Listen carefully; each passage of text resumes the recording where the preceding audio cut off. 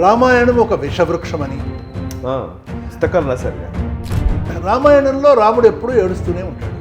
చిన్నప్పుడు అడవులకు పోయాడు, పెళ్లి చేసుకుని వచ్చిన తర్వాత అడవులకు వెళ్ళాడు, రాజ్యం సింహాసనం మీద కూర్చోకుండా 14 సంవత్సరాలు. ఆ తర్వాత రావణాసురుడు ఎత్తుకుపోయినప్పుడు అడవులు పడి ఏడ్చాడు. ఆ తర్వాత తిరిగి సీతమ్మ వచ్చిన తర్వాత మళ్ళీ 12 సంవత్సరాలు అడవులకి పంపించాడు. ఆ తర్వాత ఆమె అట్నుంచి అటు వెళ్ళిపోయింది భూగర్భంలోకి, ఈయన ఇట్నుంచి వచ్చి సరయూ నదిలో కలిసిపోయాడు. అక్కడి మొట్టమొదటి రాజు పేరు తర్వాత చరిత్రలో వాళ్ళు first king of Egypt Ramesses. మేమిద్దరము మాకొక్కళ్ళు మాకిద్దరు అనేది కాదు, మాకు 2వ జనరేషన్ వచ్చేసరికి ఒక 150 మంది సంతానం ఉండాలి, మా కుటుంబము ప్రపంచం మొత్తాన్ని పరిపాలించగలగాలి. ఇది మనకి రామాయణం ద్వారా వివాహ శుభలేఖలో పైన జానక్యాహ కమలాంజలి పుటే అని ఇస్తూ శ్రీరాముడు సీత వివాహం చేసుకున్నటువంటి ఫోటోని మనం పెడతాము. ఈ కొత్తగా పెళ్లి చేసుకోబోయే దంపతులకి సీతారాముల ఫోటో పెట్టడం వల్ల వాళ్ళు కూడా ఇలాంటి కష్టాలు పడాలని పెడుతున్నారా ఏమిటండి, ఈయన ఎలా ప్రేరణ అవుతాడో ఒకళ్ళు అడిగారు నన్ను. మాటలనే కాదు రావు గారు, మా పెళ్ళిళ్ళ మండపాల మా టైంలో ప్రవర చెప్పిస్తారు కదా, తాతగారి పేరు ముత్తాతగారి పేరు చూస్తే వరుసగా ముత్తాత పేరు దశరథ రామయ్య, తండ్రి పేరు కోదండ రామయ్య, కొడుకు పేరు రఘురామయ్య, పెళ్లి కొడుకు పేరు శ్రీరామ, ఇలా అందించాడు. రామ అనే పేరు లేకుండా అసలు పేరే పెట్టుకునేవారు కాదు.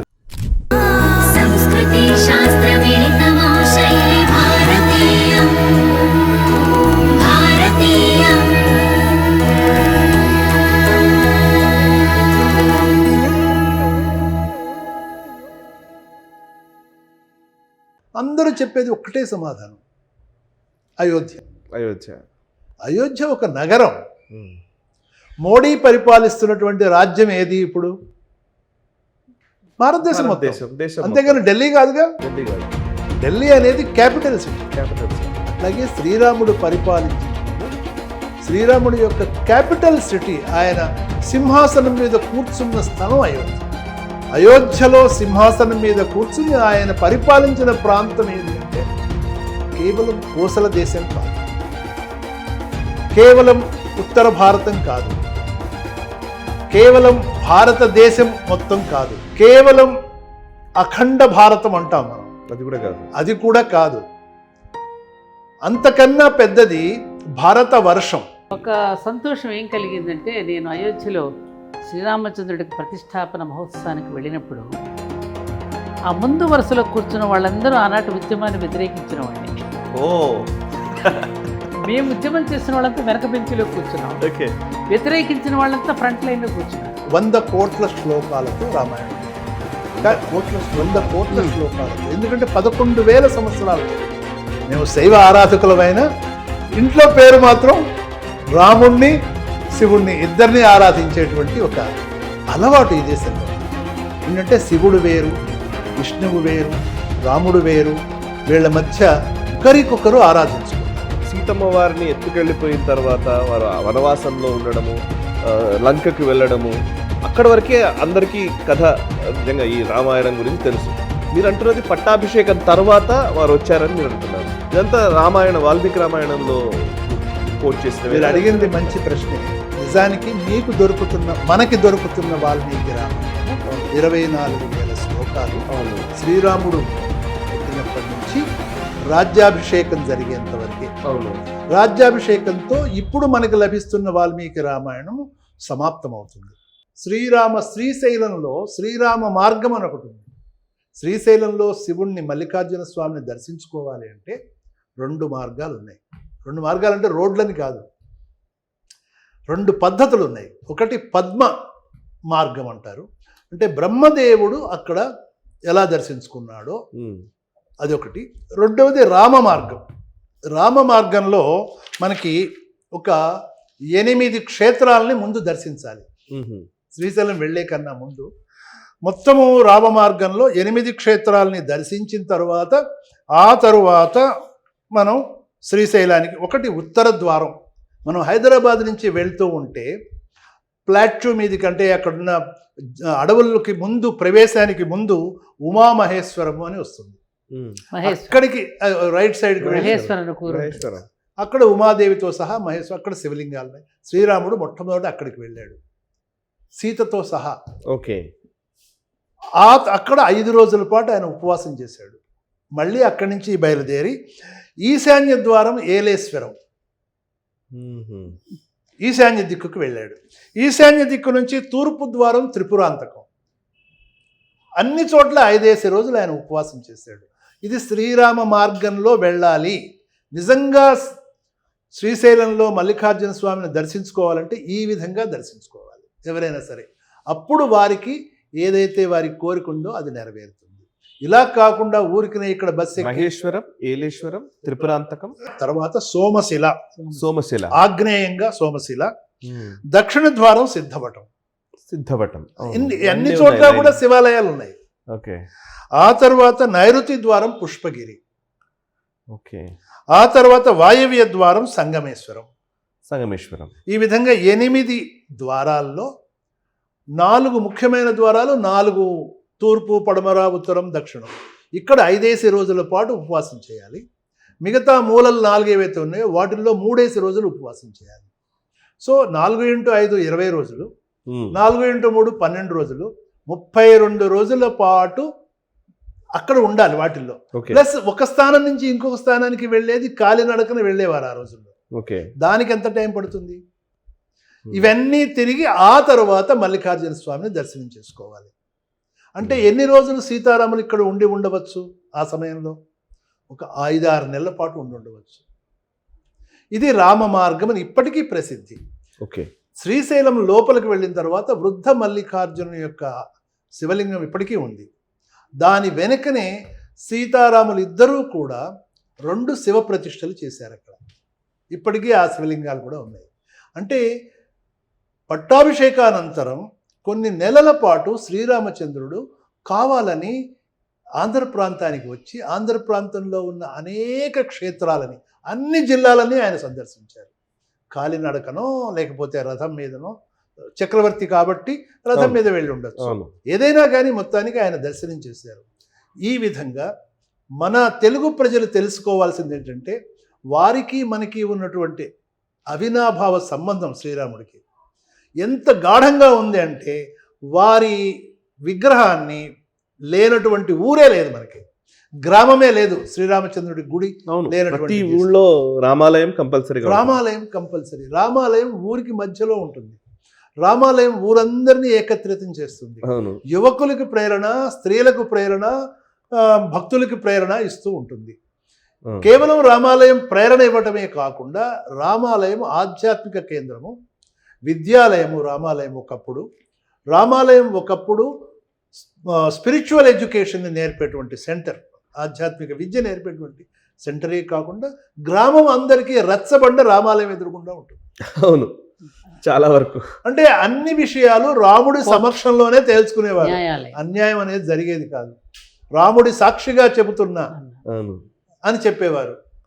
అలాగే ఊరిలో ఉన్నటువంటి వాళ్ళు, అమ్మాయిలు ఎవరైనా సరే పెళ్ళిడికి వస్తే పెళ్లి కొడుకుని తీసుకొస్తే ఎంత చక్కని వాడు, రామచక్కని అనేటువంటి పేరుతో పెళ్లి కొడుకు, రామచక్కని చుక్క అని, లేకపోతే రామచక్కని పెళ్లి కొడుకు అని, ఈ విధంగా మాటల్లో కూడా అనేక జాతీయాలు మన భాషలో రామాయణం నుంచి వచ్చింది.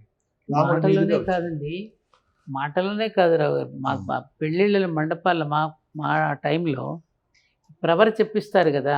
తాతగారి పేరు ముత్తాతగారి పేరు చూస్తే వరుసగా ముత్తాత పేరు దశరథ రామయ్య, తండ్రి పేరు కోదండ రామయ్య, కొడుకు పేరు రఘురామయ్య, పెళ్లి కొడుకు పేరు శ్రీరాము. ఇలా అందించారు. రామ అనే పేరు లేకుండా అసలు పేరే పెట్టుకునేవారు కాదు. ఏదైనా చిన్న చీటీ రాయాలన్నా ఉత్తరం శ్రీరామ చుట్టకుండా ఏ పని అయ్యేది కాదు కదా. అంటే అంతగా మమేకం అయిపోయాడు వాళ్ళ జీవితాల్లో, అంతగా మమేకం అయిపోయాడు. ఇంతే కాకుండా ఆంధ్ర ప్రాంతంలో ఉన్న ఇంకొక మంచి అలవాటు ఏంటంటే వివాహాల్లో పెళ్లి శుభలేఖలో పైన ఒక శ్లోకం వేస్తారు. జానక్యాహ కమలాంజలి పుటే యా పద్మరాగాయిత అంటూ. ఇదేమిటి? జానకి శ్రీరాముడి గురించినటువంటి ఆ పద్యము, ఆమె చేతుల్లో ఉన్నటువంటి ఆ తలంబ్రాలు పద్మరాగాలకు మళ్ళీ మెరిసిపోతూ శ్రీరాముడి యొక్క తల మీద పడుతున్నాయి అనేటువంటిది ఆ శ్లోకం యొక్క అర్థమైతే, ఆ శ్లోకాన్ని ఎందుకు పెళ్లి శుభలేఖల మీద వేయిస్తారు? మనకి గత 60 సంవత్సరాల్లో సినిమాల ద్వారా కమ్యూనిస్టులు ఒక అద్భుతమైనటువంటి ప్రయోగం చేశారు. రామాయణం ఒక విషవృక్షమని పుస్తకాలు రాశారు. రామాయణ కల్పవృక్షంతో పాటు మన దగ్గర మన వాళ్ళ అన్నింటిలోనూ గనులే.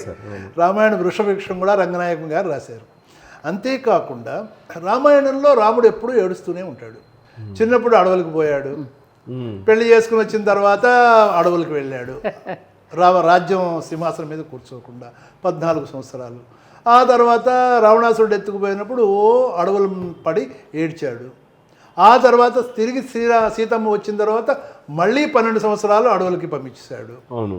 ఆ తర్వాత ఆమె అట్నుంచి అటు వెళ్ళిపోయింది భూగర్భంలోకి, ఈయన ఇట్నుంచి వచ్చి సరయూ నదిలో కలిసిపోయాడు. రాముడు అంటే ఏమిటి ప్రేరణ? రాముడు అంటే ఈ పిక్చర్ని మన ముందు పెట్టారు లవకుశ అనే సినిమా ద్వారా. అవును, లవకుశనే ఇప్పుడు అందరికీ రామాయణం.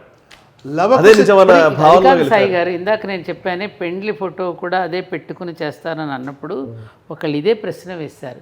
ఈ కొత్తగా పెళ్లి చేసుకోపోయే దంపతులకి సీతారాముల ఫోటో పెట్టడం వల్ల వాళ్ళు కూడా ఇలాంటి కష్టాలు పడాలని పెడుతున్నారా ఏమిటండి, ఈయన ఎలా ప్రేరణ అవుతాడో ఒకళ్ళు అడిగారు నన్ను.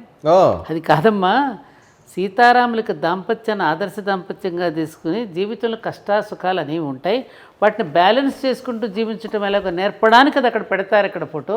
అది ఎంత గొప్ప విషయం. అవును కదా. మరి ఇంకొక దాన్ని స్వీకరించగలగాలి కదా. అంటే నేను ఎప్పుడు నాకు కూడా కొంతమందితో అంటుంటానమ్మా, ఇప్పుడు ఇవాళ రామాయణ విషవృక్షం ఇవాళ మనము చాలా మనందరికీ తెలుసు కాబట్టి మనం మాట్లాడుతున్నాం. కానీ మనం ఈ విషయాలు ఏవి చెప్పకపోతే ఒక 50 ఏళ్ల తర్వాత విషవృక్షమే ప్రమాణం అనుకునే ఒక భావన వస్తే ఇంకేం చేయలేము. సో ఇప్పుడు మనం చెప్పాల్సిందే, ఇది కంటిన్యూస్ గా చెప్పాలి కదా, వాస్తవం చెప్పాలి కదా. నిజానికి సత్యం నోరిప్పకపోతే అసత్యం ఆమడ దూరం పరిగెత్తుతుంది, నోరిప్పకముందే వెళ్ళిపోతుంది. సత్యం చెప్పేవాళ్ళు ఉండాలి కదా. ఆ శ్లోకము మనము వివాహ శుభపత్రికలో లగ్న పత్రికలో పెట్టడంలో ముఖ్య ఉద్దేశం ఏమంటే రామచంద్రుడిలాగా జీవించాలి. కానీ రామచంద్రుడు ఎలా జీవించాడు అనేది మనకి తెలియకుండా పోయింది ఈ సినిమాల మూలంగా. రామచంద్రుడు ఎలా జీవించాడు అంటే ఆయన ఏకపత్ని వ్రతుడు, ఆయన తమ్ముళ్ళు 4 ఏకపత్ని వ్రతులే, లక్ష్మణుడు, భరతుడు, శత్రుఘ్నుడు. వాళ్ళందరికీ ఇద్దరిద్దరు కొడుకులు కలిగారు. ఇద్దరిద్దరు కొడుకులు చొప్పున శ్రీరాముడికి 8 మంది కొడుకులు ఉన్నారు, తమ్ముళ్ళ కొడుకులు. 8 మందికి ఆయన వివాహాలు ఒక భారతీయ యువతి చేత ఒక విదేశీ యువతి చేత వివాహాలు చేశాడు. ఇది తెలియదు ఎవరికి తెలియదు. అప్పుడు ఎంతమంది కోడళ్ళు అయ్యారు ఇంట్లో? 16 మంది కోడళ్ళు. 16 మంది. ఈ 16 మంది కోడళ్ళకి ఎంతమంది సంతానం కలిగారు ఇంట్లో? 160 మంది మనవాళ్ళు కలిగారు శ్రీరాముడికి. మనవరాళ్ళు ఒక 40 మంది, మనవాళ్ళు ఒక 160 మంది. ఈ 160 మందిని ఆయన ఎక్కడ ఉంచాడు అంటే అయోధ్యలో ఉంచలా. ఎప్పుడు కూడా రాజకుటుంబాల్లో రాజకుమారులను కానీ తన తమ్ముళ్ళని కూడా లక్ష్మణ భరత శత్రుఘ్నులను కూడా ఆయన అయోధ్యలో పెట్టలా. రాజప్రతినిధులుగా వివిధ దేశాల్లో పెడతారు. గవర్నర్స్ పరిపాలన ఇప్పుడు జరుగుతోంది, అది శ్రీరాముడు పెట్టినటువంటి భిక్ష. గవర్నర్ అంటే ఎవరు? ప్రెసిడెంట్ యొక్క రిప్రజెంటేటివ్. అవును. ప్రతి ప్రాంతంలో కూడా. అలాగే ప్రతి దేశంలో కూడా శ్రీరాముడి యొక్క రాజప్రతినిధి ఉండటం. ఆ రాజప్రతినిధులందరూ ఎవరు అంటే శ్రీరాముడి యొక్క తమ్ముళ్ళు, శ్రీరాముడి యొక్క మనవళ్ళు. 160 మంది 160 దేశాల్లో ఉన్నారు. ఆ తర్వాత 160. ఇప్పుడు ఒక క్వశ్చన్, ఏకపత్ని వ్రతుడు అని మనం అంటాం కదా. ఇప్పుడు శ్రీరాముడి సోదరులు ఎవరు కూడా అందరూ కూడా ఒక భార్యనే కలిగి ఉన్నారు. దశరథుడికి 3 భార్యలు ఉన్నారు. శ్రీరాముడి కొడుకులు లేకపోతే ఇందాక చెప్తున్నట్టుగా మీరు నెక్స్ట్ జనరేషన్ లో ఉన్నటువంటి వాళ్ళందరికీ కూడా ఇద్దరిద్దరు భార్యలు ఉన్నారన్నారు. దీన్ని ఎలా మనం చెప్పాలి అంటే? ఏకపత్ని వ్రతుడు, తండ్రి అండ్ పిల్లలు ఇద్దరు కూడా ఇద్దరిద్దరిని చేసుకున్నారు. ప్రశ్న వేశారు సాయి గారు, మీరు మంచి ప్రశ్న వేశారు. వివాహం అనేటువంటిది సామాజిక అవసరాన్ని బట్టి ఉంటుంది. ముఖ్యంగా క్షత్రియులలో పరిపాలన చేసేటప్పుడు అనేక దేశాలతో సంబంధాలు పెట్టుకోవడానికి వివాహం చేసుకోవడం అలవాటు ఉంటుంది. శ్రీకృష్ణదేవరాయలు 3-4 వివాహాలు చేసుకున్నాడు. కేవలము రాజకీయపరమైనటువంటి వివాహాలు కొన్ని ఉన్నాయి. ఓకే, దేవర ఇప్పుడు న్యాయాన్ని చేసిన clarity. వివాహాలు కొన్ని ఉంటాయి. దేవర న్యాయం అంటారు. చాలా ఉన్నాయి దీనిలో పద్ధతులు. అందుకే అడుగుతుంది, తెలియాలి ఇప్పుడు జనాలకి. శ్రీరాముడు ప్రపంచం మొత్తాన్ని పరిపాలించాడు, అన్ని దేశాలని. ఎలా పరిపాలించాడు అంటే తన ప్రతినిధులని ఆ దేశాల్లో పెట్టి అక్కడ ధర్మయుతంగా పరిపాలన జరుగుతుందా లేదా అనేది వాళ్ళు ఎప్పటికప్పుడు రిపోర్ట్లు పంపిస్తారు. ధర్మయుతంగా పరిపాలన జరగకపోతే అక్కడ ఉన్నటువంటి రాజును తీసేసి అక్కడ ప్రజలకు నచ్చినటువంటి ఇంకొక రాజుని నియమిస్తారు. శ్రీరాముడు ఎప్పుడూ ఏ దేశం మీద ఆక్యుపై చేయలే, అతిక్రమణ చేసి ఆ దేశాలకు వెళ్ళి ఆ దేశాలను దోచుకోలే. ఆఖరికి తాను జయించినటువంటి లంకా నగరానికి కూడా ఆయన లంకా రాజ్యం యొక్క క్యాపిటల్ సిటీ లంకా నగరం. రావణుడు పరిపాలించింది కేవలం ఒక లంకా నగరం కాదు, ప్రపంచంలో 3వ వంతు భాగం రావణాసురుడు పరిపాలించాడు. సుమారు 700 దేశాలకు ఆయన అధిపతి రావణాసురుడు. ఆయన పుట్టింది కూడా భారతదేశంలో కాదు, రావణాసురుడు వేరే దేశాల్లో పుట్టాడు. ఏ దేశాలో తర్వాత చెప్తాను. ఓకే, ఈ విధంగా అనేక దేశాలు పరిపాలించి శ్రీరాముడి యొక్క వంశము 2వ జనరేషన్కి 160, 3వ జనరేషన్కి ఆయన మునిమనవలు 160 × 4 వేసుకున్న వేలల్లోకి వెళ్ళిపోతుంది. తామర తంపర అంటాం మనం. ఒక నీటి అడుగున తామర అలా అలా అలా అలా నీటి అడుగున వెళ్ళిపోతూ ఉంటుంది, మనకు కనిపించదు. ఎక్కడ పడితే అక్కడ కొలనంత తామరలు పూలు వచ్చేస్తుంటాయి. దాన్ని తామర తంపరగా పెరగటం అనేటువంటిది ఒక సామెత. అవును. శ్రీరాముని యొక్క కుటుంబము తామర తంపరగా పెరిగి ప్రపంచం మొత్తానికి కూడాను సరి అయినటువంటి శాసనాన్ని అందిస్తూ ప్రపంచం మొత్తంలో రామరాజ్యం అంటే ఇలా ఉండాలి అనేది చూపించింది. కాబట్టి వివాహ శుభలేఖలో నాయనా నీకు మేమిద్దరము మాకొక్కళ్ళు మాకిద్దరు అనేది కాదు, మాకు 2వ జనరేషన్ వచ్చేసరికి ఒక 150 మంది సంతానం ఉండాలి, మా కుటుంబము ప్రపంచం మొత్తాన్ని పరిపాలించగలగాలి. ఇది మనకి రామాయణం ద్వారా వివాహ శుభలేఖలో పైన జానక్యాహ కమలాంజలి పుటే అని ఇస్తూ శ్రీరాముడు సీత వివాహం చేసుకున్నటువంటి ఫోటోని మనం పెడతాం. మరి ఇప్పుడు కుటుంబ పాలన అంటున్నారు రావు గారు. ఇప్పుడు జరుగుతున్నది ఈ కుటుంబ పాలనకి ఆ కుటుంబ పాలనకి తేడా ఏమైనా ఉందా? ఉందమ్మా, చాలా తేడా ఉంది. ప్రజాస్వామ్యబద్ధంగా జరుగుతుంది. చాలా తేడా ఏమిటంటే ఇదే ప్రశ్న దశరథుడు అడుగుతాడు. మీకు ఈనాడు జరుగుతున్నటువంటి ప్రతి విషయము పాలిటిక్స్ ఏమిటి అన్నీ కూడా రామాయణంలో ఉన్నాయి. రామాయణంలో లేనిది భూప్రపంచంలో లేదు. అందరూ కూడా శ్రీరాముణ్ణి నేను రాజుగా చేయబోతున్నాను అని యువరాజ్య పట్టాభిషేకం ముందు దశరథుడు డిక్లేర్ చేస్తాడు. అవును, ఓకే. చేయంగానే అందరూ చాలా హర్షాతిరేకాలతో శ్రీరాముడికి జై, శ్రీరాముడికి జై అంటారు. అనగానే దశరథుడికి ఒక అనుమానం వస్తుంది. వెంటనే అందరినీ అడుగుతాడు, నేను ఇలాగ అనౌన్స్ చేశానో లేదో మీరందరూ శ్రీరాముడిని చాలా ఆనందంతో యాక్సెప్ట్ చేస్తున్నారు, నేనేమన్నా లోపం చేశాను? నా పరిపాలన మీరు ఎందుకు తృణీకరిస్తున్నట్టుగా నాకు అనిపిస్తోంది. లేకపోతే లేదు మహారాజా, ఆయనకేం తెలుసు, చిన్నపిల్లాడు, మీరే కొనసాగాలి అని అనొచ్చుగా. కానీ ప్రజలు అనలేదే. అనకుండా శ్రీరాముడు మాకు రాజు కావాలని ఎందుకన్నారు అని అడుగుతాడు దశరథుడు. అప్పుడు కోర్టులో ఉన్న ప్రజలందరూ కూడా మీ పాలన చాలా బాగుంది, శ్రీరాముడి పరిపాలన కూడా రుచి చూడాలనిపిస్తుంది దశరథ మహారాజా అంటారు వాళ్ళు. దాంతో పాటు ఇక్కడ ఏంటంటే అర్థం చేసుకోవాల్సింది, ప్రజల దగ్గరికి వెళ్ళి వీళ్ళు ఓటులు అడగల, ప్రజలే వాళ్ళ నాయకుడిని ఎన్నుకున్నారు. అది గొప్పతనం. ఇది ఏకచాలకానువర్తిత్వం అంటే ఒకే నాయకుడు. వారసత్వ రాజకీయాల గురించి మాట్లాడేటప్పుడు వారసత్వం అంటే ఇది ప్రజలు కోరుకున్న నాయకుడా, ప్రజల పైన రుద్దే నాయకుడా, అది ఇక్కడ తెలుసుకోవాల్సిన. అది నేను చెప్పేది. మేము ఒక డిఫరెన్స్ కనిపెట్టాం మహారాజా అంటారు కూడా వాళ్ళు. మీరు రాజుగా ఎలా పరిపాలించాలో మంచిగా అలా పరిపాలిస్తున్నారు. కానీ శ్రీరాముడిలో మేము చూసిన గుణం ఏంటంటే ఆయన కేవలం రాజుగా కాదు, మా కుటుంబంలో ఒక సభ్యుడిగా మేము భావిస్తున్నాం. అంటే ఒక రాజు అనే వ్యక్తి ప్రతి కుటుంబంలో ఆ కుటుంబ సభ్యుడిలాగా ఆ కుటుంబంలో భావించాలి. ఏ విధంగా ఈరోజు మన ప్రధానమంత్రిని కుటుంబ సభ్యుడిగా భావిస్తూ ఉంటారు కదా చాలా మంది ప్రజలు ఈ భారతదేశంలో, నరేంద్ర మోడీ ఆ విధంగా. పూర్వభాషి అంటే తానే వెళ్ళి పలకరించేవాడు అందరిని ముందుగానే. శ్రీరామచంద్రుడు అవతలివాడు నమస్కారం పెట్టకముందే తానే నమస్కారం పెట్టేసేవాడు కదా. కానీ అందరి వాడు అయిపోయాడు. అవును, అందరు వాడైపోయాడు. కేవలం రాజభవనాలలో ఉండి భోగలాలసతో జీవించిన వాడు కాదుగా, ప్రజల్లో ఉన్నాడుగా. అవును. అందుకని తమ వారిగా ఓన్ చేసేసుకున్నారు రాముడిని ప్రజలు. ఆయన జీవితం అంతా ప్రజల్లోనే గడిచింది. అవును. దీన్ని మరుగున పరిచి గత 60 సంవత్సరాలుగా మనకి కొన్ని సినిమాలు వచ్చాయి. ఉమ్. ఆ సినిమాలన్నీ కూడా రాజరికము అంటే ఇవన్నీ మార్క్సిస్ట్ భావాలతో వచ్చినవి. ఉమ్. అక్కడ ఏంటంటే జార్ చక్రవర్తులు రష్యాలో క్రూరంగా ప్రజల్ని పరిపాలించారు. ఫ్రాన్స్లో, రష్యాలో, ఇంగ్లాండ్లో అన్ని చోట్ల. కాబట్టి రాజుకు వ్యతిరేకంగా ఒక విప్లవం వచ్చి ప్రజలలోంచి ఒక నాయకుడు, ప్రజానాయకుడు వచ్చి అతను పరిపాలిస్తాడు. దీన్నే మన దగ్గర సినిమా డైరెక్టర్లు ఒక 60 సంవత్సరాల పాటు మన మీద రుద్దారు. ఏమిటంటే విఠలాచార్య సినిమాలు, కాంతారావు హీరోగా ఒక రాజుకు కూతురు ఉంటుంది, రాజుకు ఒక సేనాపతి ఉంటాడు, సేనాపతి ఘోరంగా పరిపాలిస్తాడు, రాజు ముసలివాడుగా ఉంటాడు.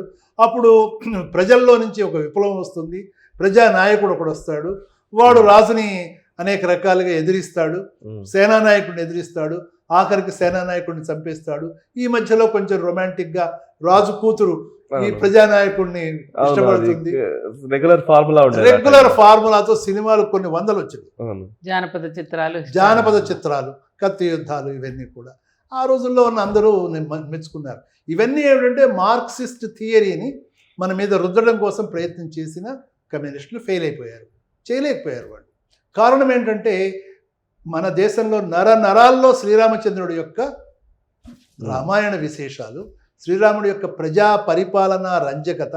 అందుకనే మనకి గాంధీ గారు కూడా ఏం కావాలన్నాడు, అంత గొప్ప ఉద్యమాలు నడిపిన తర్వాత రామరాజ్యం కావాలి అన్నాడు. అంతేగాని లెనిన్ రాజ్యము, మార్క్స్ రాజ్యము, జిన్నా రాజ్యము, లేకపోతే మొహమ్మద్ రాజ్యము ఇవేం అనలేదు ఆయన.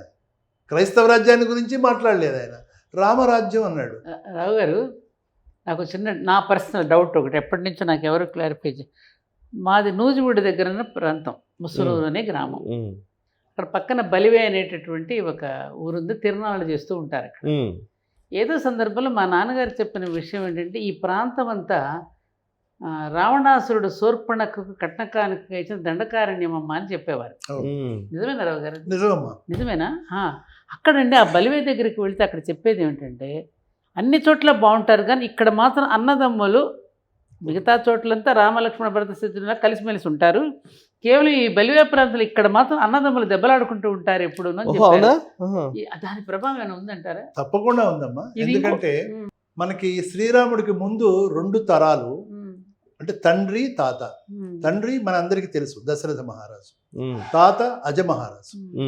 అజమహారాజు సమయంలో జియోపొలిటికల్గా ఆఫ్రికా నుంచి అనేక మంది రాక్షసులు అయోధ్య మీదకి దండయాత్రకు వచ్చారు. వాళ్ళందరినీ యుద్ధం చేసి వాళ్ళని వెనక్కి కొడుతూ ఆయన ఆఫ్రికా వెళ్ళాడు. ఈజిప్ట్ దేశం ఆఫ్రికా నార్త్ భాగంలో ఉంది. అక్కడికి వెళ్ళి ఈజిప్ట్ని రాజధానిగా చేసుకుని పరిపాలించాడు అజమహారాజు. ఓకే, ఈజిప్ట్ అనే పదం అజమహారాజు పేరు. అజపత్ ఈజిప్ట్, ఏ తీసేస్తే ఈజిప్ట్. ఓకే. అక్కడ ఇప్పటికీ కూడా అక్కడి మొట్టమొదటి రాజు పేరు తర్వాత చరిత్రలో వాళ్ళు రాసుకున్నది ఫస్ట్ కింగ్ ఆఫ్ ఈజిప్ట్ రామ్సెసే. ఏం లేదు, రామశశి. శశి అంటే చంద్రుడు కదా, చంద్రుడు. మనం ఇక్కడ రామచంద్ర అంటాం, రామచంద్రుడు ఇక్కడ రామచంద్ర అంటాం మనం, అక్కడ రామశశి అన్నారు. రామాయణమే మొత్తం ఈజిప్ట్ యొక్క చరిత్ర. అప్పటి నుంచి ఒక ఈజిప్టే కాదు, ప్రపంచ దేశాలన్నిటి చరిత్ర రాముడితో ముడిపడి ఉంది. ఎందుకంటే రాముడి యొక్క ఆధ్వర్యంలోనే ప్రపంచ దేశాలన్నీ పరిపాలింపబడ్డాయి. కాబట్టి అక్కడ రాజులు వాళ్ళే ఉండొచ్చు, కానీ ఆదర్శం రాముడే వాళ్ళకి ఎలా పరిపాలించాలో నేర్పాడు. ఓకే.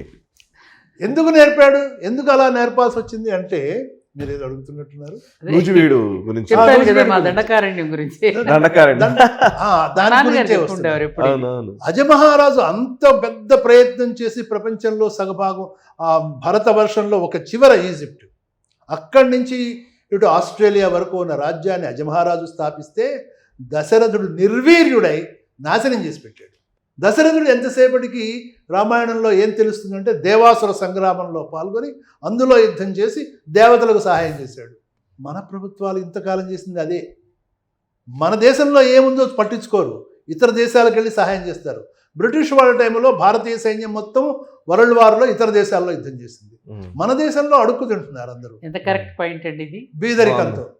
మరి ఏ విధంగా పాడు చేసుకున్నాడు దశరథుడు తన రాజ్యాన్ని అంటే, ఉత్తర భారతంలో సగభాగం ఇంక్లూడింగ్ మద్రాసు వరకు కూడా, ఉత్తర భారతం నుంచి మొదలుపెట్టి ఛత్తీస్గఢ్, తర్వాత ఒరిస్సా, బీహార్, ఉత్తరప్రదేశ్లో కొంత భాగం, మధ్యలో ఉన్న ఆంధ్ర, తెలంగాణ, మద్రాస్, ఈ రాష్ట్రాలు మొత్తము రాక్షసుల వశమైపోయినాయి. రాక్షసులకు ఇచ్చేశాడు ఆయన.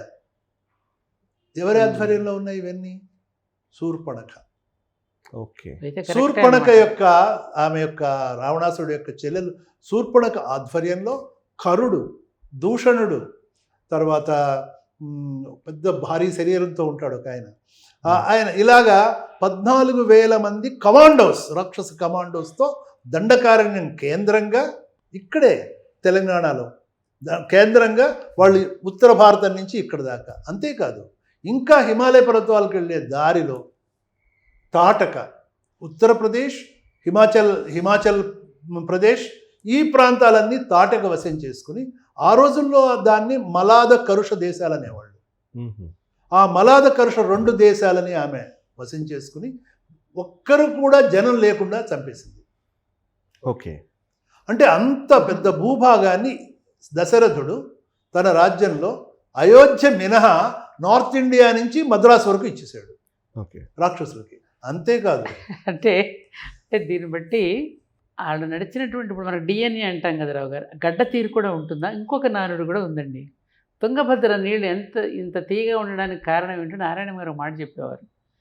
అప్పటి వరకు శ్రీరామచంద్రుడికి అన్ని సేవలు చేసినటువంటి లక్ష్మణుడు ఆ ప్రాంతానికి వచ్చేసరికల్లా, ఏంటి నేనేమయ్యాలా, ఇవన్నీ తీసిన పక్కన పడేస్తాట.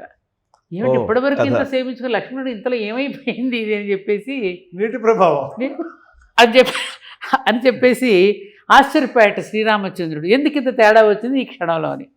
కాబట్టి దాని గురించి ఏం చెప్తారంటే, అక్కడ ఉన్నటువంటి నీటి ప్రభావం అని, ఆ గడ్డ తీరుని, మట్టి తీరుని కూడా చెప్తూ ఉంటారు.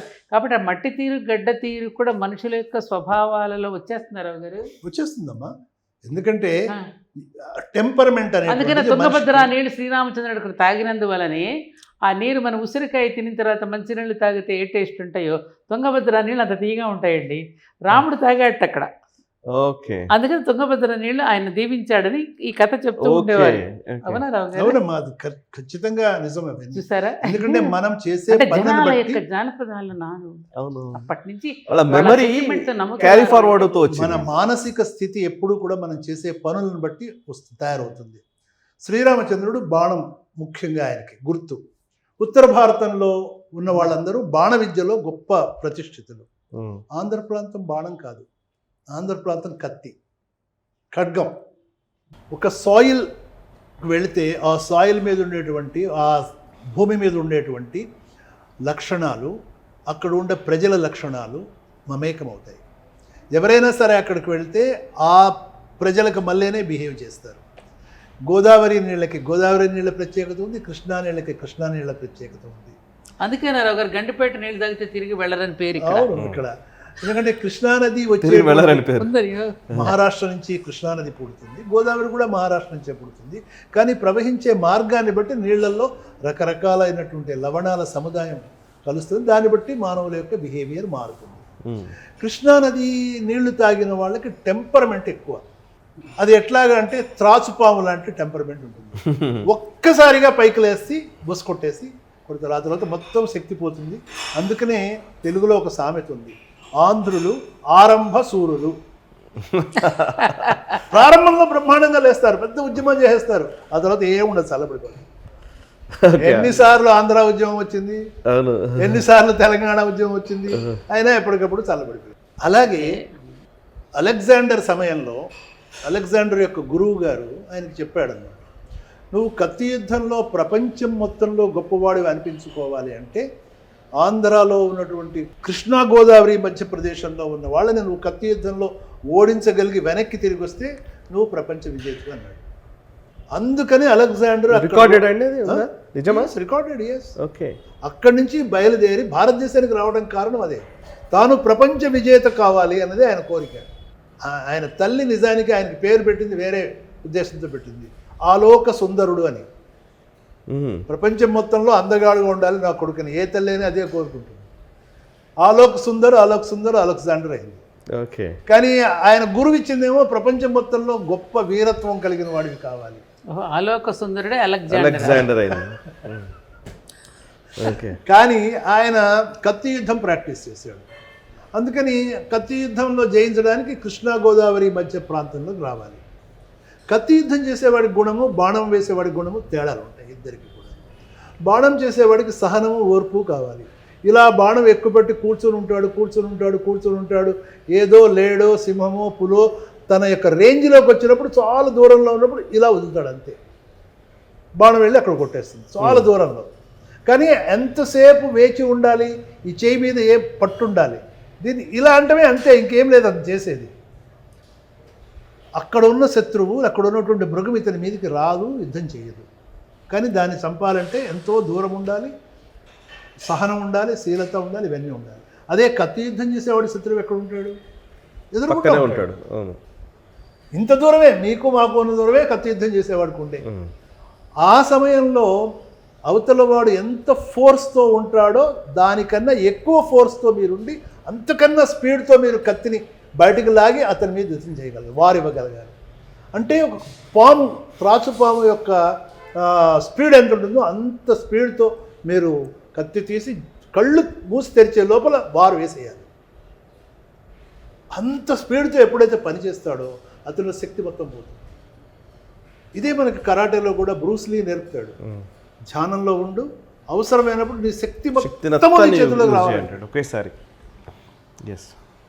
కాబట్టి ఒక కృష్ణానది నీళ్లు తాగే వాళ్ళకి అలాంటి గుణం ఉంటుందన్నమాట. రామనవమి రోజున మనం ఉన్నాము.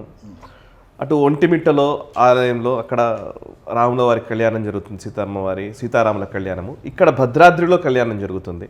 వీటి రెండింటికి ఉన్న ప్రాశస్త్యం ఏమైనా చెప్తారా? అంటే మీరు ఏన్షియంట్ టైమ్స్ నుంచి ఇప్పటి వరకు రీసెర్చ్ చేశారు కదా, వీటికి ఉన్న ప్రాశస్త్యం ఏంటి? ఇది కేవలం శ్రీరామదాసు నిజాం కాలంలో మాత్రమే మొదలైనటువంటి చరిత్రనా, లేకపోతే ఇంకా ఏమైనా అంతకు మించిన విషయాలు ఏమైనా ఉన్నాయా దీని వెనకాల? చరిత్రలోకి వెళ్తే మనకి తెలిసినటువంటి విషయాలు చాలా ఉన్నాయి, కానీ వాటిని మనం మర్చిపోతున్నాము. ఎందుకంటే అవి కొన్ని రికార్డు కాలేదు. ఇక్కడ ఉన్నది శ్రీరామచంద్రుడు సీతమ్మ వారితో కలిసి ఉన్నటువంటి విగ్రహము, ఇవన్నీ ఉన్నాయి. హనుమంతుడు కూడా ఉంటాడు ఇక్కడ భద్రాచలంలో. ఒంటిమిట్టలో హనుమంతుడు ఉండడు, ఓన్లీ సీతారాములే ఉంటారు. పైగా సీతారామ నవమి రోజున అక్కడ కళ్యాణం చేయరు. అవును, తర్వాత ఇప్పుడు ఇక్కడ శ్రీరామనవమి కళ్యాణం మనం ఏ తారీఖున ఏ రోజు చేస్తున్నాము? ఇక్కడ చేస్తారు, నవమి రోజు చేస్తారు. నవమి రోజు 26వ తారీఖు, 27. కానీ ఒంటిమిట్టలో 1వ తారీఖు. దానికి నన్ను ఈసారి 1వ తారీఖున ఒంటిమిట్ట రమ్మని ఒంటిమిట్ట వాళ్ళు ఆహ్వానించారు. 1వ తారీఖు రమ్మన్నారు. ఎందుకంటే ఆ రోజు కళ్యాణము, ఆ రోజు టీటీడీ అధికారులందరూ అక్కడ ఉంటారు. అక్కడికి వచ్చి నా ఉపన్యాసం కావాలి అని చెప్పి ఒంటిమిట్ట నుంచి శంకరయ్య గారని అక్కడ మ్యాజిస్ట్రేట్ పిలిచారు. అయితే ఎందుకు ఇక్కడ అక్కడ తేడా ఉంటుంది అంటే, ఇక్కడ మొత్తం అంతా కూడా శ్రీరాముడు సంచరించినటువంటి ప్రాంతము, సీతమ్మ వారితో కలిసి తిరిగినటువంటి ప్రాంతము. కాబట్టి ఇక్కడ సీతమ్మ వాళ్ళ యొక్క కళ్యాణం మీద ఎక్కువ ఫోకస్ ఉంటుంది. అక్కడ శ్రీరామచంద్రుడు విజిట్ చేశాడు ఒంటిమిట్టలో. అక్కడ వేరే లోకల్ గాథ ఒకటి ఉంది.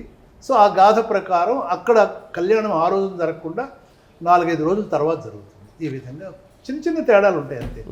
వీటిల్లో చారిత్రక పెద్ద ప్రశస్తి అనేది అంత ఎక్కువ. అంటే నేను గమనించినంత వరకు రావు గారు, మన పల్లెటూళ్ళలో చలువ పందిళ్ళు వేసి మన గంగాళాల కొద్దీ పానకాలు తయారు చేసి 12 గంటలకు కళ్యాణం జరిపిస్తారు. కరెక్ట్గా శ్రీరామ నవమి రోజునే తప్పకుండా చినుకులు పడతాయి, కంపల్సరీగా వర్షం కురుస్తుంది ఆ రోజు నవమి రోజు. ఇది అందరూ చేసుకున్నప్పుడు ఎక్కువగా వ్యవసాయదారులు చాలా ప్రేమగా శిలంగా చేసుకునే కళ్యాణంగా మేము చిన్నప్పుడు గుర్తించిన విషయం చెప్తున్నాను. కరెక్ట్గా ఎందుకు చేస్తారనే ఒక సంబంధం ఏమిటంటే, రామచంద్రుడి యొక్క కళ్యాణం జగత్తుకు ఒక కళ్యాణం. ఏమిటా జగత్ కళ్యాణం? సీత అంటే నాగటి చాలు, నాగటి చాలులో దొరికింది కాబట్టి ఆవిడకి సీత అని పేరు పెట్టాడు జనక మహారాజు అని మన రామాయణంలో చదువుకున్నాం. ఈ భూమిని దున్నుతున్నప్పుడు కదా ఆవిడ లభించింది, నాగటి చాలులో లభించింది కదా. ఆ నాగటి చాలు లభించిన సీతమ్మ వారి వివాహం ఎప్పుడు జరిగింది, ఎవరితో జరిగింది, ఎలా జరిగింది? ఆ శివధనస్సున వారు విరిచినప్పుడు సీతమ్మను వివాహం చేసుకున్నాడు. ఇక్కడ దీని సమన్వయం ఏమిటంటే, నీలమేఘశ్యాముడైన శ్రీరామచంద్రుడు, నీలమేఘశ్యాముడు అంటే ఎవరు? మేఘుడు. ఆ నీలమేఘశ్యాముడైనటువంటి శ్రీరామచంద్రుడు ఆ ఇంద్రధనుసును విరిచినప్పుడు పడే తొలకరి జల్లు నాగటి చాలలో పడినప్పుడు మొలకెత్తే మొలకలే లవకుశలు. చాలా బాగుంది. ఇది జగత్తుకి యొక్క కళ్యాణం. అందుకే అన్నమో రామచంద్ర అంటాం మనం. అన్నమో రామచంద్ర. అందుకని వ్యవసాయదారులు ఎక్కువగా ఆసక్తిగా ప్రేమగా చేసుకునేటటువంటి కళ్యాణం గ్రామాల్లో జరుగుతుంది. మీరు గమనించి తప్పకుండా వర్షం పడుతుంది. అందుకే నెలకు 3 వానలు కురిసే అన్న పాట కూడా పాడారు చూసారా? ఇప్పుడు చూడండి, ఇప్పుడు కూడా తల్లులందరూ మళ్ళీ వచ్చింది ఆ కల్చర్.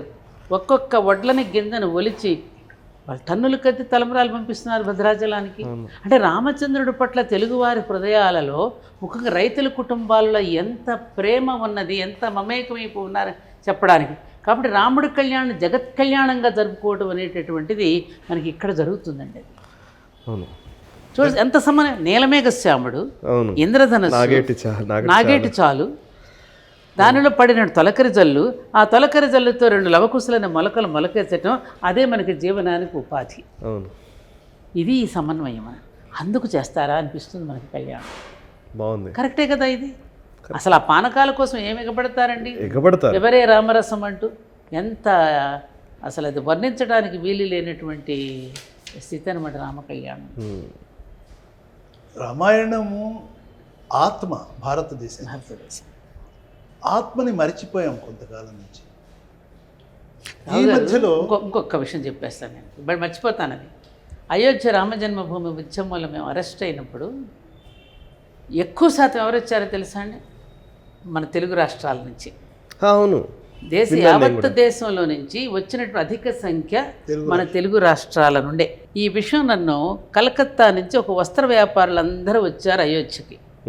నేను మాతా శివచైతన్య గారు అలా నడుచుకుంటూ వెళుతూ ఉన్నప్పుడు అందులో ఒక పెద్ద ఆయన, ఏమిటి మీ తెలుగు వాళ్ళల్లో దక్షిణ భారతదేశంలో మా రాముడి పట్ల మీకు ఇంత ప్రేమ అని అడిగాడు.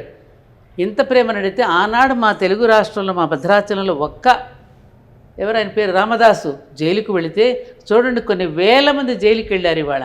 అంతటి అనుబంధం ఉందండి మా తెలుగు వాళ్ళకి, మా శ్రీరామచంద్రుడికి. మీకంటే కూడా ఎక్కువ ప్రేమ, మా దగ్గరే ఎక్కువ పెరిగాడు. పుట్టింది మీ దగ్గరేమో కానీ పెరిగింది మా దగ్గరే. రాముడి కోసం జైలుకి వెళ్ళింది తెలుగువాడే, తెలుగు కదా రామదాసు. అనేక మంది మేమంతా పోయి జైళ్ళలో కూర్చున్నాక అక్కడంతా రామచరిత మానసు, హనుమాన్ చాలీసాలు గోడల నిండా రాసుకుంటూ కూర్చుని ఎంత అంటే రావు గారు చెప్తూ ఉంటే తెలుగు వాళ్ళకి రామచంద్రుడికి మనకు మధ్య ఉన్న అనుబంధం ఏమిటంటే, ఆ రోజు నేను ప్రత్యక్షంగా చూశారు. అందరికంటే మనమే ఎక్కువ ఉన్నాం. చనిపోయిన వారి సంఖ్యలో కూడా మన వాళ్ళు ఉన్నారు కరసేవకుల్లో. ఈ మధ్య కాలంలో శ్రీరామచంద్రుని యొక్క కేవలం ఘటనలే కాకుండా శ్రీరామచంద్రుడు దర్శనం ఇచ్చాడు ఆంధ్ర ప్రాంతంలో కొంతమందికి. ఎవరికి అంటే పోతన భాగవతం రాస్తున్నారు. రాస్తూ ఉంటే గజేంద్ర మోక్షం వచ్చింది. అల వైకుంఠపురంబులో ఆమూల సౌధంబులో ఆపల అని ఆ తర్వాత ఏం రాయాలో ఆయనకు అర్థం కాల. గంటం అక్కడ పెట్టి బయటికి వెళ్ళాడు ఆయన. శ్రీరామచంద్రుడు వచ్చి ఆ పద్యం మొత్తం పూర్తి చేసి ఆయన వెళ్ళిపోయారు. తర్వాత పోతను మళ్ళీ ఆయన అటు వెళ్ళంగానే ఇటు మళ్ళీ పోతను తిరిగి వచ్చారు. తిరిగి వచ్చి కాళ్ళు కడుక్కుని లోపలికి వస్తుంటే, ఇప్పుడే కదా మీరు వెళ్ళింది, మళ్ళీ అప్పుడే వచ్చేసారేంటి, ఏమైనా మర్చిపోయారా అంది. నేను ఇప్పుడు రావడం ఏంటి, చాలాసేపు అయింది కదా వెళ్ళి నేను అని నేను అన్నాడు. కాదు, ఇప్పుడే మీరు వచ్చి గంటంతో ఇది రాసి మళ్ళీ వెళ్ళారు కదా అంది. వెళ్ళి లోపలికి వెళ్ళి చూస్తే ఆ పద్యం పూర్తయింది. రాముడే వచ్చి గజేంద్ర మోక్షంలో ఆ పద్యాన్ని చక్కగా అల వైకుంఠపురంబులో నగరిలో ఆమూల శోధంబు దాపల మందార వనాంతరామృత సరః ప్రాంతేయ కాంతోపలోత్పల పర్యంకరమా వినోదియగు ఆపన్న ప్రసన్నుండు విహ్వల నాగేంద్రము పాహి పాహి అన గుహ్యాలించి సంరంభి అనేటువంటి ఆ పద్యాన్ని ఇది పోతన తాను రాయలేదు. అవునా? రాముడే వచ్చి రాశారు. చరిత్ర అండి ఇది. అది అప్పుడైతే. ఈ మధ్య కాలం, ఆ తర్వాత కాలంలో రామదాసు సమయంలో ఒక ముస్లిం అయినటువంటి తానీషాకి రాముడు లక్ష్మణుడు ఇద్దరు వచ్చి రామోజీ దర్శనం ఇచ్చారు. రామోజీ ఆ లక్ష్మణ్ కాయిన్లు ఇప్పటికీ ఉన్నాయి కదండి. అవును, ఇప్పటికీ ఉన్నాయి కాయిన్స్. అవును. రామదాస్ చాలా బాధపడ్డాడు. నేను ఇంత బాధపడుతూ ఉంటే జైల్లో నాకు దర్శనమే ఇవ్వవు. సాయి గారు ఒక విచిత్రం చెప్పనా, ఆ, ఈ సాంప్రదాయాన్ని నేను కూడా అనుసరిస్తూ మన ధర్మపురక్షేత్రంలో సీతారామ కళ్యాణం జరిపేటప్పుడు రహ్మత్ షరీఫ్ మియా గారు మియాపూర్ గ్రామ పెద్ద వారి 40 సంవత్సరాలుగా తలంబ్రాలు మన క్షేత్రానికి తీసుకొస్తారు. ఓకే. ఇప్పుడు ఎట్లయితే ప్రభుత్వం తలంబ్రాలు పట్టుకెళ్తున్నా ఆనాడు తానీషా ఎట్లయితే ఇచ్చేశారో అది ఇప్పుడు నేను కొనసాగిస్తున్నా 40 ఏళ్ళుగా. అవునా? ప్రతి సంవత్సరం తెస్తారు ఆయన ముత్యాల తలంబ్రాలు. ఓకే. ఇది పార్లమెంట్లో విశ్వేశ్వరరెడ్డి గారు కూడా చెప్పారు మన క్షేత్రంలో జరుగుతున్న విషయాన్ని గురించి. కొండా విశ్వేశ్వరరెడ్డి గారు ధర్మపురిలో క్షేత్రంలో చక్కటి వాల్మీకి విగ్రహం ఉంది. శ్రీరామచంద్రుడు లక్ష్మణుడు భరత చూసారుగా, శ్రీరామ సార్వభౌముడిగా ఆ విగ్రహం ప్రతిష్ఠ అంతా కూడా జరిగింది. పోతన విషయంలో ఆయనకి ఈ పద్యం రాయటమే కాకుండా పోతనామాచుడే ఇంకొక మాట అన్నాడు. భాగవతం ప్రారంభంలోనే ఆయన ఒక శ్లోకం రాశారు, అద్భుతమైనటువంటి శ్లోకం. పలికెడిది భాగవతం అట, పలికించడివాడు రామభద్రుడు. అంటే శ్రీరామచంద్రుని ఆయన ఎంతగా నమ్మాడు అంటే, ఎంతగా ఆరాధించాడంటే ఎదురుగుండా సీతారామచంద్రుల హనుమంతుడి విగ్రహాలే పెట్టుకుని ఆయన భాగవతం రాశారు. అంటే ఇక్కడ కవులు అంతగా రాముడిని ఆరాధించారు. రాముడే పలికిస్తాడు నా చేత, నేను కాదు పలికేదంటూ పోతనామాచుడు. మొల్ల ఎక్కడదండి? మొల్ల స్త్రీ, ఆమె కూడా ఇక్కడే. రాముడు కేవలం అస్మదీయులు, స్వధర్మీయులు, మన నిజంగా భక్తులు వీళ్ళను మాత్రమే కాదండి. ఈవెన్ రామస్వామి నాయగర్ దగ్గర నుంచి, రామస్వామి చౌదరి దగ్గర నుంచి ఆల్మోస్ట్ మీకు ఈవెన్ నాస్తిక భావజాలాన్ని వినిపించిన వాళ్ళు కూడా రాముడి పేరుతోనే ఉన్నవాళ్ళు కదా, లాస్ట్ సీతారామేశ్వరి వరకు. ఒకప్పుడు పార్లమెంటులో ఇదే ఒక పాయింట్ ఆఫ్ ఆర్డర్ వచ్చింది. ఏంటంటే అది అందరూ అయోధ్యను వ్యతిరేకిస్తున్నారు, కానీ వ్యతిరేకించే వాళ్ళు అందరూ కూడా కలిపి పార్లమెంటులో ఉన్నటువంటి 3/4 మెంబర్స్, 300 మెంబర్స్ రామనామంతోనే ఉన్నారు. పార్లమెంట్ ఎంపీలు వాళ్ళ పేర్లలో రామా అని ఉంది. అందరూ వాళ్ళు కొంతమంది వ్యతిరేకిస్తున్నారు. అంటే భారతదేశం యొక్క పార్లమెంటులో 3వ వంతు పార్లమెంటు మెంబర్సు రామనామంతో ఉంటున్నారంటే రాముడి యొక్క మహిమ ఈ దేశంలో ఎంత ఉంది, రాముడి యొక్క ప్రభావం ఈ దేశంలో ఎంత ఉంది, ఎన్ని కుటుంబాల్లో, కొన్ని కోట్ల కుటుంబాల్లో పేరు పెట్టుకో. ఇక్కడ దాకా ఎందుకు, ముస్లింలు ఆరాధించేటువంటి నిన్న మొన్న జరిగినటువంటి ఒక ఉత్సవం ఏంటి, ముస్లింలు ఆరాధించినటువంటిది నిన్న మొన్న మన రంజాన్ రామధ్యానం, అది రామ్జాన్. ఇక్కడ మనం రంజాన్ అంటాం కానీ వాళ్ళు ఆ మాట అనరు. సౌదీ అరేబియా అక్కడంతా కూడా ఈద్ రామ్ధ్యాన్, రాముడిని ధ్యానించటం. వాళ్ళు ఆ రోజుల్లో అక్కడ రాముడిని ధ్యానించారు. ఆ రాముడినే వాళ్ళు అల్లాహ్ అన్నారు, ఎల్లెల్లాహ్ అన్నారు. ఈ విధంగా రకరకాల పేర్లతో పిలిచారు. సో ఇక తెలుగు రాష్ట్రాల ప్రజలకి ఈరోజు శ్రీరామనవమి సందర్భంగా వాళ్లకు, అంటే మీరు మాట్లాడుతూ ఉంటే నేను ఇంకా చాలా విషయాలు రికార్డ్ చేయాలి, మళ్ళీ సందర్భంలో చేద్దాం సార్. ముఖ్యంగా జియో పొలిటికల్ స్ట్రాటజీస్, రామాయణ కాలంలో ఉన్నవి, వార్ స్ట్రాటజీస్, ఇవన్నీ చాలా ఇంట్రెస్టింగ్ అంశాలు అవి కూడా ఉన్నాయి. వాటి గురించి మనం మాట్లాడదాం. తెలుగు ప్రేక్షకులకి, తెలుగు వారికి ఈ రామనవమి సందర్భంగా ఇచ్చే సందేశం ఏంటి? శ్రీరాముడు ప్రతి కుటుంబంలో కూడా కుటుంబం ఎలా ఉండాలి అనే దాన్ని నేర్పించడంతో పాటు ప్రపంచం మొత్తంలో రాజ్యాధికారం చేసేటువంటి రాజు దగ్గర నుంచి, చక్రవర్తి దగ్గర నుంచి ఏ విధంగా ఉండాలి అంటే, సమాజంలో 2 స్థాయిలు ఉంటాయి. ఒకటి అట్టడుగు స్థాయి, గ్రామాల్లో ఉండేటువంటి నార్మల్ సివిలియన్ సిటిజన్, అలాగే హై లెవెల్లో ప్రపంచం మొత్తాన్ని శాసించగలిగేటువంటి జియో పాలిటిక్స్ కానీ, నేషనల్ పాలిటిక్స్ కానీ చూసేటువంటి ప్రైమ్ మినిస్టర్ ఆర్ ప్రెసిడెంట్. ఇక్కడి నుంచి ఇక్కడి వరకు వాళ్ళు ఏ విధంగా ఉండాలి అనేది నేర్పించడమే శ్రీరాముని యొక్క జీవిత లక్ష్యం. మీరేం చెప్తారు? ఇప్పుడు ఏమిటంటే, సరే తెలుగువారిగా అసలు కుటుంబ వ్యవస్థ ఎలా ఉండాలి అనేది మనకి నేర్పించింది శ్రీరామచంద్రుడే. అన్నదమ్ములు ఎలా ఉండాలి, భార్యాభర్తలు ఎలా ఉండాలి, తల్లిదండ్రులు బిడ్డల యొక్క అనుబంధాలు ఎలా ఉండాలి, ఇవన్నీ గురు శిష్యుడి యొక్క బాంధవ్యాన్ని గురించి ఇప్పటికీ అలా జీవించగలగడానికి కారణం రామచంద్రుడే కదా, ఆయనే నేర్పిందే కదా. ఈ సందర్భంగా నాకు ఒక సంఘటన గుర్తొచ్చింది. మీరు అడిగారు, వేసవికాలం వచ్చిందంటే మా అమ్మ మేనత్త గారులు వీళ్ళంతా కూర్చునేవారు. అప్పుడు పనులు ఎక్కువగా ఉండేవి కాదు, వ్యవసాయ పనులు ఉండవు కదా. ఈ కథలు చెప్పేవాళ్ళని ఇంటికి పిలిపించేవారు. సీతమ్మ గాథ, ద్రౌపది యొక్క కథ, బాలనాగమ్మ కథ, రకరకాల కథలు చెప్తూ ఉన్నప్పుడు వాళ్ళు పడుతున్న కష్టాలను వింటూ కన్నీళ్లు కారుస్తూ ఉండేవారు. తర్వాత నేను ఎందుకు ఈ కథలు ఇంటికి వచ్చి ఇంటి చెప్తున్నారు అంటే, మనకి కూడా జీవితంలో కష్టాలు వస్తాయి కదా, ఎవరికి వాళ్ళు ఆ రోజుల్లో కథలు విని వీళ్ళు పడిన కష్టాల కంటే ఎక్కువ పడుతున్నామా మనం, కాబట్టి వాళ్ళ కష్టాన్ని తక్కువగా తీసుకుని కాపురాలు సాగించారు. ఇవాళ ఆధునిక యువతీ యువకులకి దాంపత్య జీవితం అనేటటువంటిది ఎలా సాగించుకోవాలో తెలియక తికమక పడుతూ డైవర్సులకు వెళ్ళిపోతూ ప్రతి ఇంటిని ఒక రణభూమిగా మార్చుకుంటూ పోతున్నారు. ఈ గాథలు ఎప్పుడైతే వాళ్ళు తెలుసుకుంటారో ప్రతి కుటుంబము ఒక ఏమంటారు దాన్ని, ఒక గృహస్థాశ్రమంగా తయారయ్యి రాబోయే తరాలకు ఒక మంచి సంస్కారాన్ని అందించిన వాళ్ళం అవుతాం. కాబట్టి రామకళ్యాణం అనేటువంటి ఊరికి ఒక తంతువుగా జరిపేసుకోకుండా దాని మూలాలలోకి వెళ్ళి మనల్ని మనం తడిమి చూసుకుని రామాయణం ద్వారా మనం నేర్చుకోవాల్సిన అంశాలు ఏమిటని తెలుసుకుని వాళ్ళ జీవితాలను బాగుపరుచుకుంటే బాగుంటుందనేది నా ఉద్దేశం. ఎందుకంటే సాయి గారు నాకెంత ఉపయోగపడిందని చెప్పడానికి చెప్తున్నా. మా నాన్నగారు నాకు వివాహం చేసి రామాయణమే నాకు ఇచ్చి పంపించారు. నీకెప్పుడైనా కష్టం వస్తే ఇందులో వెతుక్కోమా, నాకు ఉత్తరం రాయద్దు, నీకు సమస్య ఇందులో పరిష్కారం దొరుకుతుందని చెప్పారు.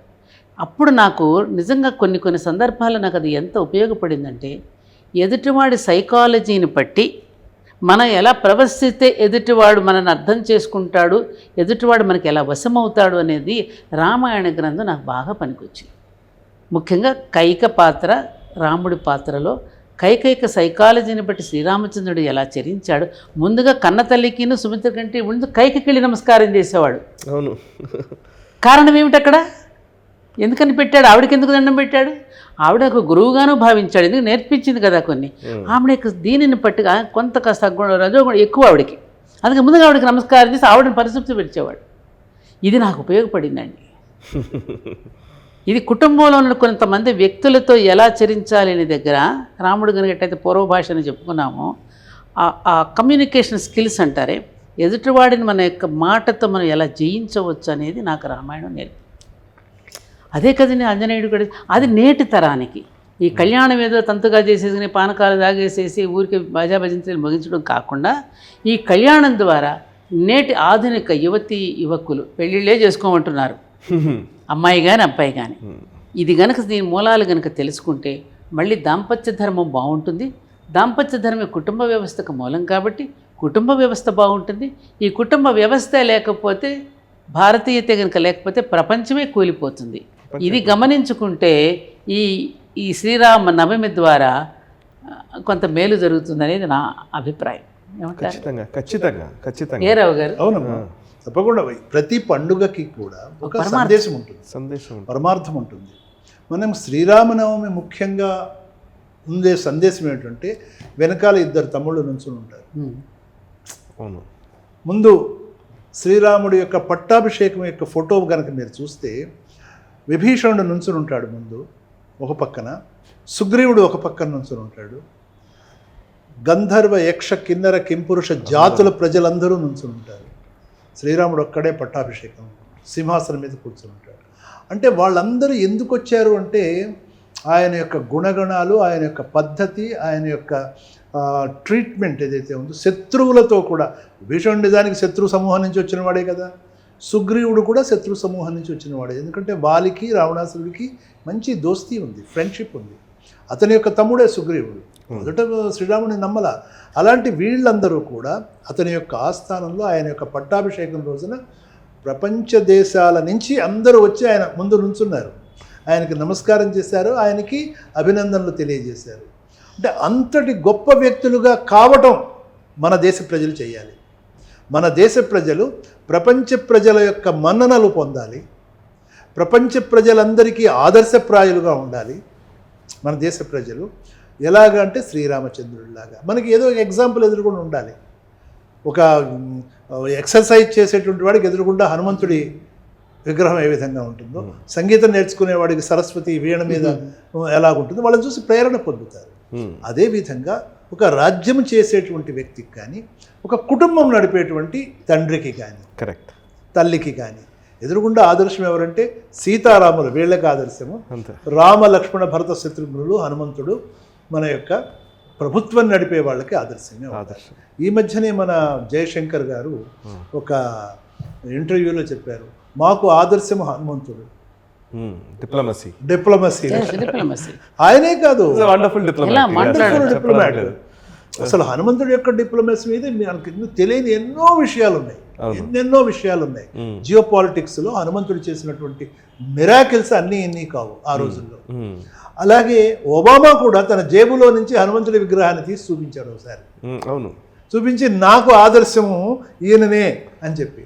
అంటే ప్రపంచంలో ఉన్నటువంటి అనేక దేశాధినేతలు శ్రీరాముణ్ణి కానీ హనుమంతుడిని కానీ ఆదర్శంగా తీసుకుంటున్నాము అని బాహాటంగా చెప్పగలుగుతున్నారంటే అది భారతదేశం యొక్క విజయం. ఆ జర్నలిజం హనుమంతుడిని చూసి నేర్చుకోవాలి. సీతమ్మను చూసొచ్చిన తర్వాత ఎంత చక్కగా చెప్తాడండి రాముడికి సీతమ్మ పరిస్థితి. అదే మళ్ళీ జాంబవంతుడికి చెప్పేసరికి ఎటువంటి విషయాలు చెప్పాడు, రామచంద్రుడి దగ్గర చెప్పేటప్పుడు ఎలాంటి విషయాలు చెప్పాడు, అది నేర్చుకోవాల్సినటువంటి అవసరం ఉంది. కరెక్ట్. నిజంగా ధన్యవాదాలు అమ్మ అండ్ రాము గారు. నిజంగా చాలా ఆనందంగా ఉంది ఈ పండగ రోజున మీతో మాట్లాడిన ఈ సంభాషణ తెలుగు ప్రజలకు ఇవ్వడం అనేది, వాళ్ళకు ప్రసారం చేయడం అనేది నిజంగా థ్యాంక్ యూ వెరీ మచ్. మీ ఇద్దరూ నిజంగా మీ నాలెడ్జ్ ఓషన్తో సమానం, సముద్రంతో సమానం. అందులో ఉన్న ఒక్క నీటి బొట్టును తీసుకునే ప్రయత్నం చేయడం అనేది కుదరదు, కానీ ఒక్క సందర్భంలో ఒక్క సిరీస్ ఆఫ్ ఎపిసోడ్స్ మీతో చేస్తాను నేను. ఇంకా చాలా విషయాలు మనం మాట్లాడాల్సినవి ఉన్నాయి. వివాహ వ్యవస్థ గురించి, కుటుంబ వ్యవస్థ గురించి ఈ తరానికి చెప్పాల్సిన విషయం ఉంది. నిజంగా మీరు నాకు పాయింట్ అన్నారు, అసలు ఈ మధ్యకాలంలో పెళ్ళిళ్ళు చేసుకోవడం ఇష్టపడట్లేదని, దాన్ని ప్రోత్సహిస్తూ కథనాలు రాస్తున్నటువంటి పరిస్థితి కూడా ఉంది ఇప్పుడు ఇక్కడ మన దగ్గర. లివింగ్ రిలేషన్స్ గురించి, వాటి గురించి ఖచ్చితంగా మనం మాట్లాడాలమ్మా. అండ్ మీరు కూడా సార్ జియో పాలిటికల్ స్ట్రాటజీస్ రామాయణానికి లింక్ చేసి అనేక విషయాలు చాలా అవసరం ప్రేక్షకులకు చెప్పాలని మిమ్మల్ని విజ్ఞప్తి చేస్తున్నాను. Thank you very much sir, thank you very much. సంతోషం సాయి గారు. కూడా శ్రీరామనవమి శుభాకాంక్షలు. ప్రేక్షకులందరికీ కూడా శ్రీరామనవమి శుభాకాంక్షలు. చూశారు కదా, వారిద్దరితో మాట్లాడుతూ ఉంటే నేను నిజంగా చెప్పాలంటే ఇది ఒక సాహసమే. ఇద్దరు విజ్ఞాన ఖని, ఒక రకంగా ఇద్దరి విజ్ఞానము చెప్పలేనంత ఎంతో గొప్ప గొప్ప విషయాలు వీటి దగ్గర ఉంటాయి. కానీ అవన్నీ మనం ఇద్దరిని ఒక దగ్గర ఫ్రేమ్లో కూర్చునబెట్టేసి మాట్లాడాలంటే ఒక గంట సేపు సరిపోదు, నాకు తెలుసు. ఇంకా గంటలు మాట్లాడాలని ఉంది. ఇంకో సందర్భంలో నేను వారి ఇంటర్వ్యూస్తో మీ ముందుకు వస్తాను. అప్పటి వరకు నేషనలిస్ట్ హబ్లో చేస్తున్నటువంటి ఈ ప్రయత్నాన్ని ఆదరిస్తున్న, ఆశీర్వదిస్తున్న ప్రేక్షకులందరికీ కృతజ్ఞతలు, శ్రీరామనవమి శుభాకాంక్షలు తెలియజేస్తూ మనసా వాచా కర్మణ దేశహితం కోసం నేషనలిస్ట్ హబ్. ఈ వీడియో మీకు నచ్చినట్టయితే లైక్ చేయండి, 10 మందికి షేర్ చేయండి. అలాగే కామెంట్ల రూపంలో మీ అభిప్రాయాలను మాతో పంచుకోండి. Nationalist hub group of channels ను సబ్స్క్రైబ్ చేసుకుని తెలుగునాట జాతీయవాద జర్నలిజాన్ని ప్రోత్సహించండి. ఈ వీడియో కింద ఉన్న బెల్ ఐకాన్ పై క్లిక్ చేయడం మర్చిపోవద్దు.